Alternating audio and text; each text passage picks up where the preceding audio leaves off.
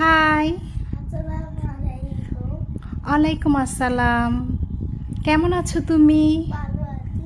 তোমার নাম কি? আমার নাম তারিয়ানা মুনাওয়ার। তুমি কোন ক্লাসে পড়ো? আমি বেড়াতে। তুমি প্লেতে পড়ো। কি করছো আরবি তুমি এখন? আমি কি করে আমি বুক খেলছি। ব্লক খেলছো? ব্লক দিয়ে কি খেলছো তুমি? পাতা বানাই। বাসা বানাচ্ছো?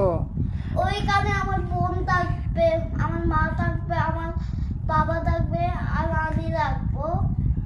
সেই জন্য তুমি বাসা বানাচ্ছো? আচ্ছা ঠিক আছে, কেমন বাসা বানাতে পারো দেখাও তো একটু। ঠিক আছে।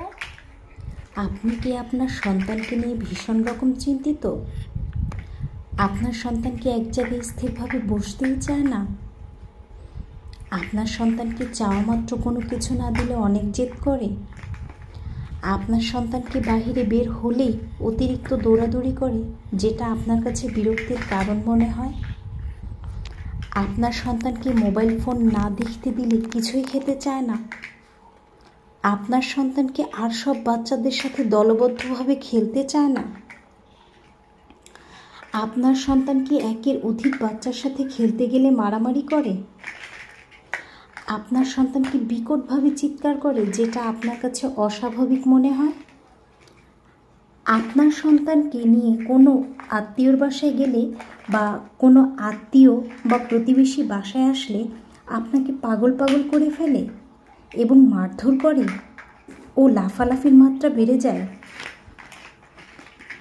আপনার সন্তানকে নিয়ে আপনি কি কোনো দাওয়াত বা রেস্টুরেন্টে খেতে গেলে আপনার সন্তান কি খাওয়া রেখে বারবার উঠে যাচ্ছে, অসামাজিক আচরণ করছে? আপনার সন্তানকে কান্না করতে গেলে কান্না করতেই থাকে এবং এক পর্যায়ে নিজেকেই নিজে আঘাত করে?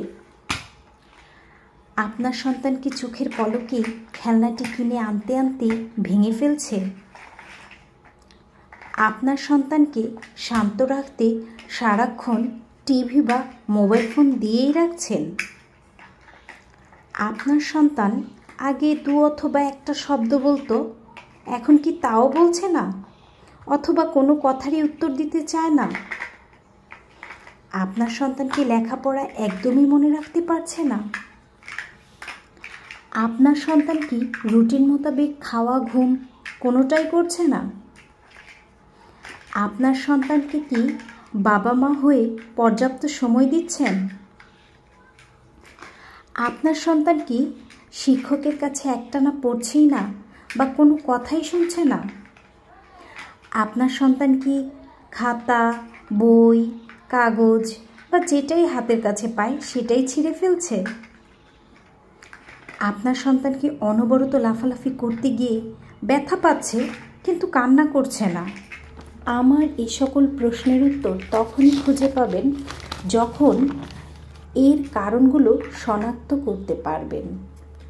আপনারা হয়তো জানেন, আমার অন্যান্য ভিডিওগুলোতে আমি টিভি ও মোবাইল ফোন দেখতে আসক্ত বা দূরে থাকতে বলে থাকি।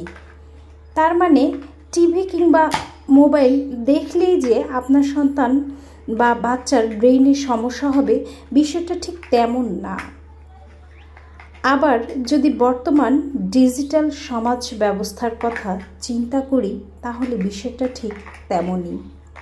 তাই আপনার সন্তানকে একটি সময় ধরে টিভি দেখতে দিন, আর হ্যাঁ, শিক্ষণীয় বিষয়গুলো টিভিতে দেখতে দিবেন। আপনার বাচ্চাকে জন্মের পর থেকে অন্যের উপর নির্ভর না হয়ে আপনারা বাবা মা দুজনেই পর্যাপ্ত সময় দিবেন। হাসবেন, খেলবেন, বেশি বেশি কথা বলবেন এবং প্রচুর বাহিরে বেড়াতে নিয়ে যাবেন। আপনার সন্তান কোনো অপরাধ করলে গায়ে হাত তুলবেন না, বুঝিয়ে বলবেন। আপনার সন্তানকে মোবাইল দেখে খাওয়াবেন না, আপনার সন্তানকে শিক্ষামূলক খেলনা কিনে দিবেন।